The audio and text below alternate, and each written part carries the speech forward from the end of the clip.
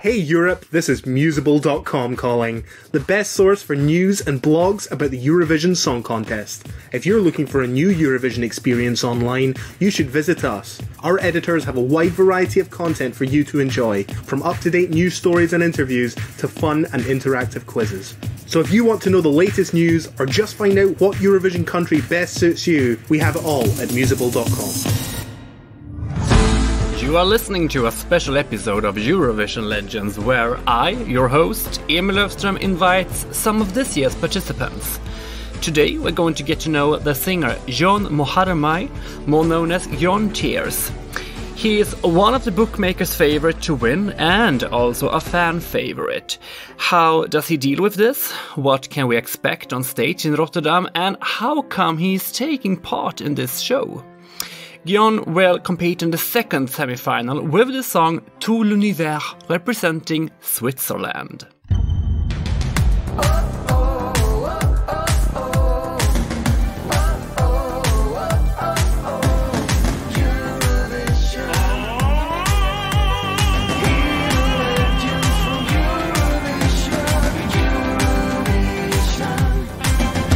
Bonjour et bienvenue à Eurovision Legends, Gjon Moharmai.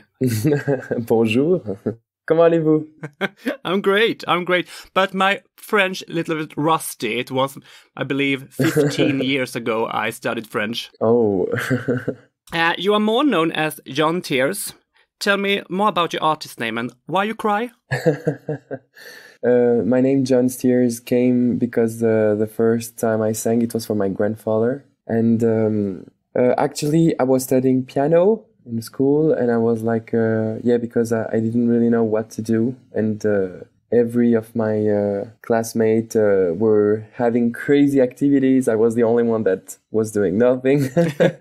And I was like, I have to find my hobby. I tried a lot of things, but I think I really have a special connection with the piano.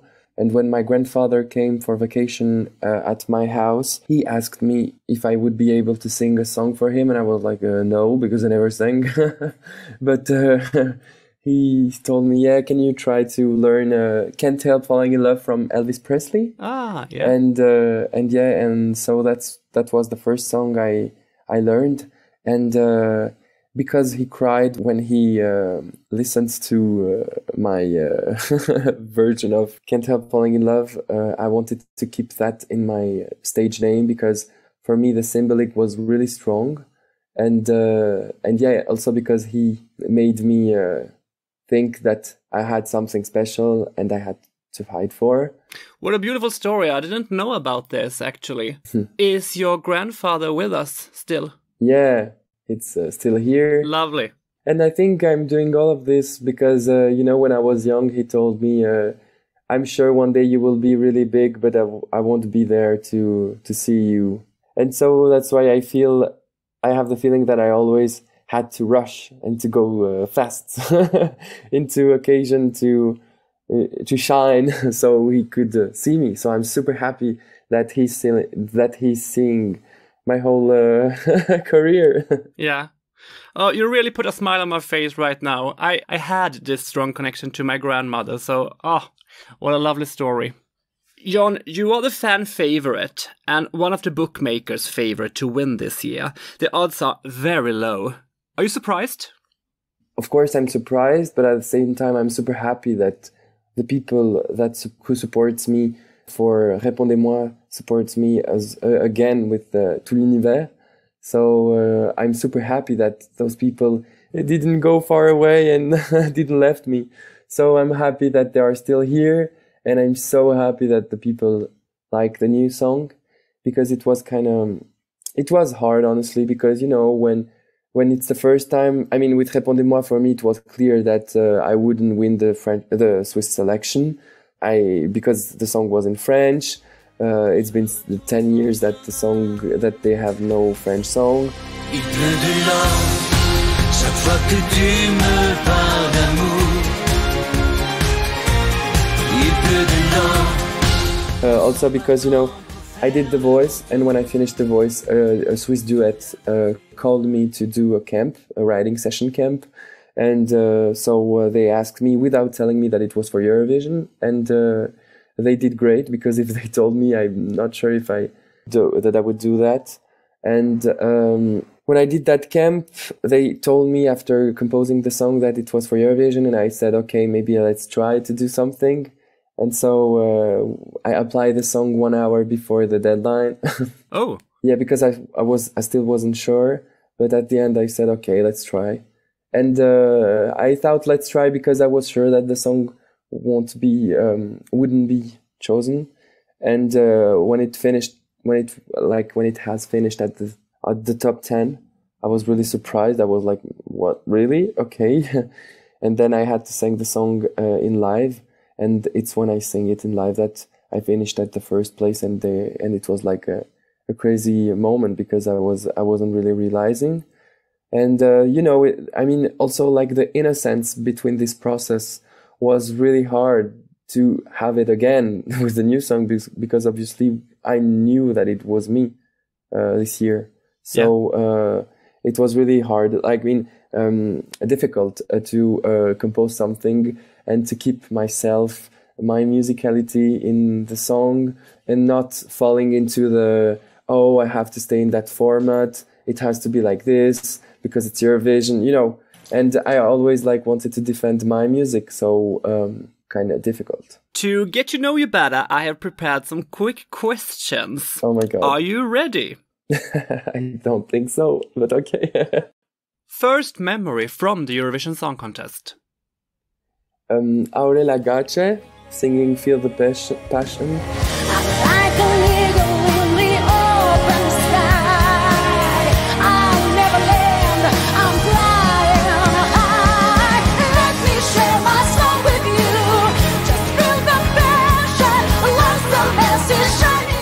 That's my first time I saw Eurovision, and I just arrived on the show and I was like, oh my God, what's this show? And it was Aurela Gace. Name 3 songs from previous Eurovision you really like. Un jour un enfant from Frida Bocara, I think it's 1969, something like this.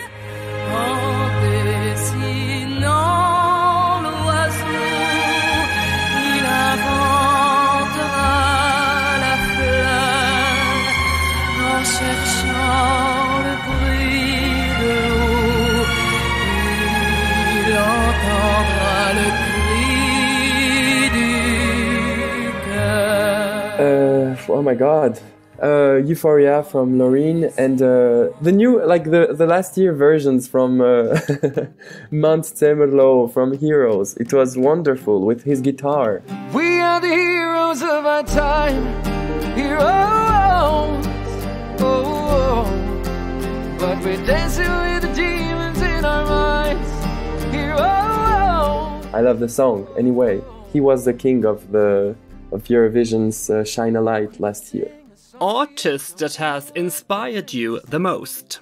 Grace Jones for her craziness, David Bowie for his musically intelligence, Klaus Nomi, Nina Hagen. I love Nina Hagen. What are you doing in 10 years? I hope I will be happy. What's the best thing with Switzerland? Besides the flag is a big plus. Chocolate and cheese. If we would move to another country, which country? Norway. I have a fascination for Norway. Mm-hmm. And it's weird, but Scandinavian for me are when we are speaking about them, my eyes are shining. As a kid, I really wanted to go there, maybe because I saw some picture with the red houses and, those cliches from Norway. And the thing that is weird, it's like I had some possibility to go to Norway, but I never wanted, because I want to go when I will be able to really, really enjoy at 100%. I'm expecting a lot from Norway. I don't know why. Well, bring some clothes. Right. Last question. If you would compete for another country in Eurovision, which country would you pick? Oh my God. A country that will leave me to sing a song that I will compose. I don't know all the stories of all the countries, but I heard some with some artists that they couldn't really sing the song they wanted. So, yeah. Yeah. That's for me the most important thing. You survived the first part and we are now best friends. You are born in Switzerland, but your parents are from Albania and Kosovo. What was your childhood like? It was a really special childhood, I think, because I did some TV shows when I was 12 and younger. Yeah, you appeared on the Albanians Got Talent.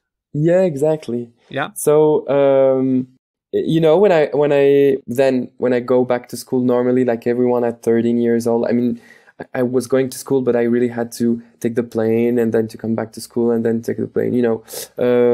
But back to normal life, I'm so feeling lucky because I never had a problem with people in my school annoying me because, you know, and it was the opposite. I mean, nobody wanted to speak with me because they were like, oh my God, that's a singer. That's a man who was in the newspaper. Oh my God. And people like didn't dare to come to me and to speak with me because they were scared. They was like, oh my God, I don't know if I spoke right to him. So it was kind of funny. And I had an Albanian education in Switzerland. Yeah. Yeah, I think that's a good resume.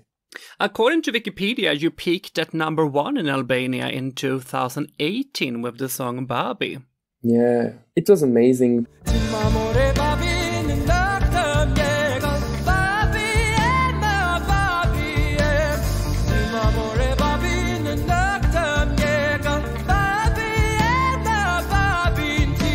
Because I really believe a lot in Albania and Kosovo because they are really artistically, they have so many crazy and amazing talents.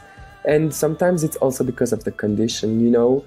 Sometimes when you don't have the best live condition, you're working really, really much more because maybe you cannot have auto-tune or something like this. So, of course, you have to work really, really much more because we hear all the details and especially the wrong notes. So I really have the feeling that also because the story of Albania and Kosovo, they suffered. So it looks like they really want to be proud of them.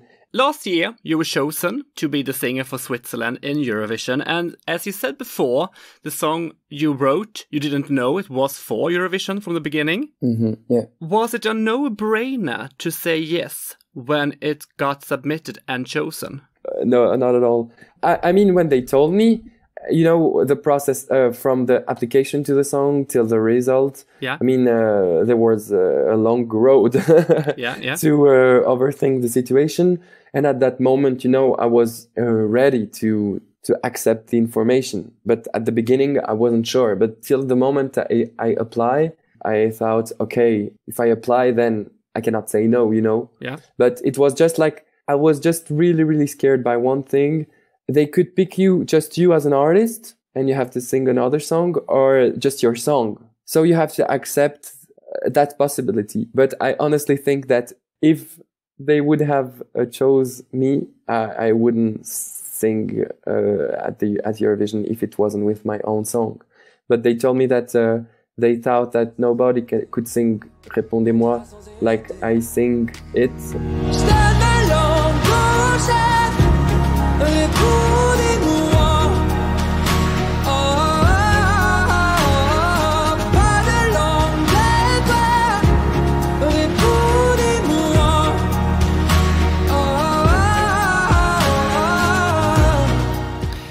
Répondez-moi became a fan favorite too, but as we all know, the contest got cancelled last year.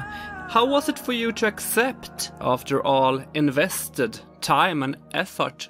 Honestly, it was hard. I mean, when I received the call from the head of my delegation, honestly, I couldn't believe it. I thought it was a joke. So I was like, okay, yeah, okay, it's believed. And when I saw Eurovision Shine Light, I really realized at that moment, okay, I should have been there. And I'm at home watching 30 seconds of my video at home and watching the other performance. So I was super frustrated and it was hard to accept, honestly.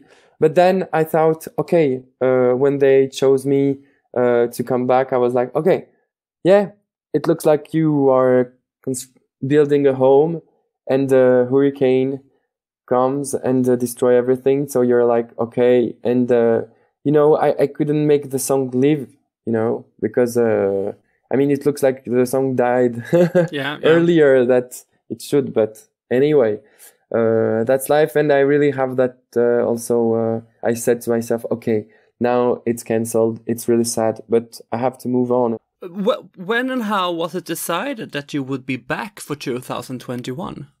I think they announced me the cancellation, and maybe 2 or 3 weeks later, they called me and they told me, we will not leave you like this. We really want you to come back next year.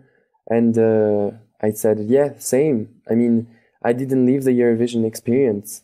For me, it wasn't Eurovision last year. It was just a releasing of a song, because I was really, really, really expecting the live to happen. And I worked also so much with Sacha, Jean-Baptiste, and there were concrete things going on. And then, yeah. Now you're talking about the Swedish choreographer.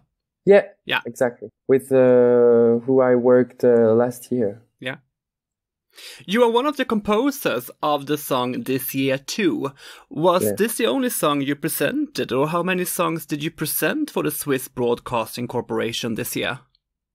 That's a good question. I don't know, but I think it was around 18 songs. Oh, okay. Yeah, okay. Yeah, it was pretty intense, but actually that's also what they asked to do to me. Yeah. They asked me that they needed to present a lot of songs to the jury, to the panel, so they can, give their notes, their points, and everything.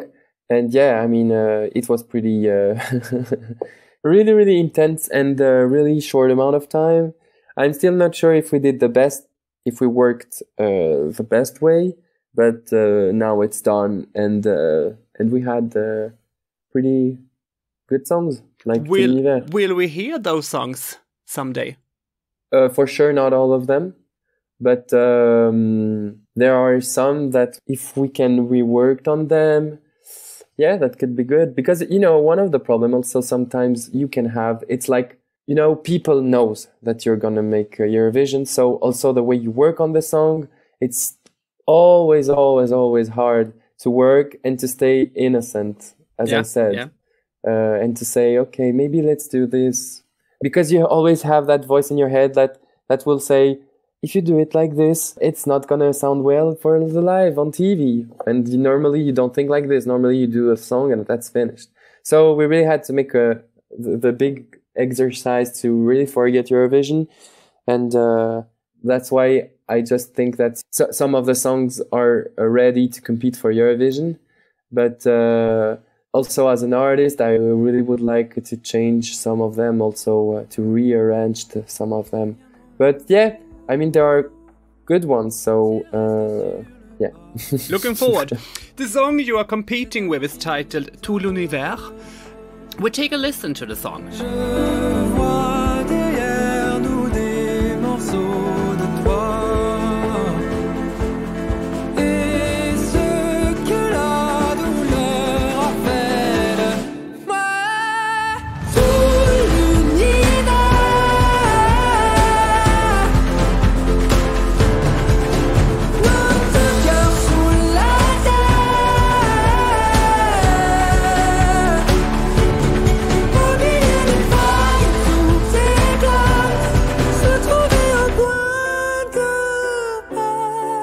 What can you tell us about the song? So the song was composed first in English. It was called Ground Zero. Did you record it in English? Yeah. Okay, yeah. So the song name was Ground Zero with Nina Sempermans from Belgium. Yeah. We wanted to write about Ground Zero. She proposed me that theme. And I really like the signification of that word because we don't have it in French. And also the way the word developed, because first it was for the center of an explosion with the 11th September 2001. The word became more famous. And the signification of that word was really strong and I liked it. There was a little link, but also, with that COVID time at that moment, I just like maybe feel like less powerful, less motivated to do something really, really happy. Yeah. So, I mean, for me, it's a hopeful song because it's originally Ground Zero speaks about the cycle of reconstruction, and the only people that can help and save us is ourselves first. And yeah, I wanted to write a song about that. So we first tried in English, and I really wanted to have it in French too, because I wanted to know how it would sound. I reworked with Xavier Michel from Alios, the Swiss duet with who I wrote Répondez-moi. And so with Walter Hardy, who composed and worked with Duncan Lawrence for Arcade, he produced the song. He also composed the song with us. And we adapt the lyric because I really, really, really like the lyric in English. And I wanted to have it in French too. And so the story of the song is that the most important person who can save us is ourselves. So that's why we have to think far. You know, we have to be optimistic. And I mean, in French, we have that expression to say, like, you have to look far, the universe, you know, like the whole universe, and to see that space. That means optimism, because we have still a lot of things to do. And also sometimes when you have really hard times, you have that feeling you are low. You are low with your energy, you are low with everything. And you have that feeling that you have done everything here and that you can go now. And I really wanted to say, no, you have that whole universe, you have that whole space. It's not finished. You have still things to do, because obviously you don't have seen all of this universe. Even if I said things that can look sad, the idea of the song is really hopeful, honestly. Will we ever hear the English version? I don't think so. I'm still speaking with my label, and we were just thinking if we should release the song. You know, sometimes that's a strategy. If you want to make your song be listened in other countries. But I really want to stay with that French version, because it's not like a betray, but I want to defend myself in French with this song. And there are other songs from the selection that I really wanted, that I wrote in French, and I really wanted to translate in English, because I thought they were better in English. And I have the feeling with Tout l'univers that the song was different in the interpretation in French than in English. What can we expect on stage? What will you wear? Have you decided yet? Good question. So we did a video of, we did a live on tape video. So it means a security video if I cannot go to Rotterdam. Yes. I'm gonna be wearing clothes from some designers I met this last year and that I really, really love. They're from Switzerland. The brand is Evan Benjamin. And we are working we are working on the clothes to have something like a final version. And for the staging, I'm going to work again with Sasha Jean-Baptiste from Sweden, because I really loved the way we worked together last year. And also, it's funny because a real geek with the camera, she knows everything. Yeah. And at the same time, she's super arty. And at the same time, she's super strict. And at the same time, she's super open-minded. She's a perfect combination of everything. So when you are working with her, it's paradise. She really listened to what I want and to what I'm scared of. And she also has a big, big heart. Have you listened to your competitors yet? Yes, some of them. A favorite, I don't know. I listened to Karma from Angela Peristeri. Yeah. I really liked the new version with the video, because obviously she changed the version, and now I really liked the version she did. And I really loved also the video from Roxanne. Amnesia, maybe the song? Yes, from Romania. Oh, yeah. I always try to not see the others, because then you starting to have questions, you starting to have overthinking, and I didn't want that. But yeah, I Also loved France, of course. Voila. I really think it's a winning song, and she's amazing, and she's really also nice. I met her a long time ago, and I love Discotheque from The Roop. And also, I would always love, no matter the song, I will always love Davi. He's amazing. He's a crazy producer, and I met him in Vienna, and he's so funny and he's so cool. As I said before, I love people who dares, so that's cool. You will perform in the second semi-final on the 20th of May. Are you nervous? Of course. Of course. I have a lot of friends who are telling me, yeah, when I'm starting to sing, everything is going, like every stress is going, and I'm feeling like, and I'm completely the opposite. Like, I have no stress 5 minutes before, I'm okay, everything is good. When I'm putting my feet on stage, that's a moment I just want to pee on myself, and I'm always like, I'm never gonna do that, I'm never gonna do that, and you know, so sometimes it's really, really hard because I cannot really enjoy the performance because of that. So I'm sure I'm gonna be so stressed. Switzerland won the first Eurovision in 1956 with Lusatia and her Refrain. And since the debut, several big names have competed for the country, like Esther Ofarim, Digi Bobo, Vanilla Ninja, and of course the biggest of them all, Celine Dion, who gave Switzerland their second victory in 1988. And it's been 33 years since Ne partez pas sans moi won. I said that my French was a little bit rusty. No, it wasn't amazing. Ne partez pas sans moi. Switzerland only have 4 top 10 places since 1988.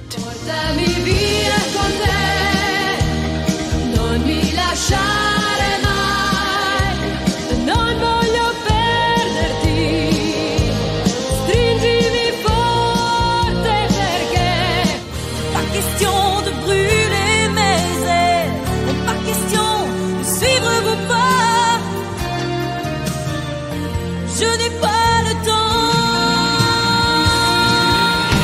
Cool vibes, why don't you kill me? Cool vibes, why don't you turn your eyes away? Can't you see we're free to die? Cool vibes, all we can do is fight and pray. She go low, when she go low, she goes solo, she goes solo. Oh, she know, oh, she knows. If you bring home the contest to Switzerland next year, which city do you wish to host it? Oh my god. I don't know. Oh my god. But I think we don't have a lot of choices because we have maybe 2 big stage where we can manage yeah, something like this. Honestly, the thing that I would really, really love, but that would be so funny and they will never do that. I would love to make it as a festival, but like as a really, really huge festival because I know we have the fields to do that. Yeah. But it would be amazing. Imagine if we perform all of us, all of the next year contestants in a field. Like it would be amazing, but they will never do that. I'm sure. But yeah, I mean, or imagine, you know, there are some crazy things. I mean, as I said, I love crazy things. So maybe making maybe a stage on the lake. Maybe we can do one of those crazy things. Before we say goodbye, Gjon, what would you like to say to all my listeners? I want to thank everyone who supports me, and especially during those difficult time. And I'm so happy that that the people like the song, and I hope they will support me at the live. And I hope that the listeners are staying safe. I mean that they are in a good health situation. And I wish to all of you all the best. And believe in your dreams, because actually for me it's funny because I was when I saw Feel the Passion in Eurovision 2011. I remember after watching the Eurovision, I just went to the bed, and I remember I was just like having the trophy in my hands, and I was just like preparing like the the speech, like thank you for everyone, and what and what would I said, and now I'm in Eurovision, so that's so crazy, and I didn't expect that at all. It wasn't like I want to do that. It was a coincidence, and I think it's just because I worked a lot and I believed in my dreams. So I wish to all of you the same. Just believe in your dreams, and I hope one day you will do more than you think, and that you will be happy with that. Good luck in Eurovision, Gjon. Thank you. Thank you so much, Gjon. And next time we have a chat, we must talk more about Nina Hagen. Nice. So cool. Yeah. Take care of yourself, and I'm super happy to be part of your podcast.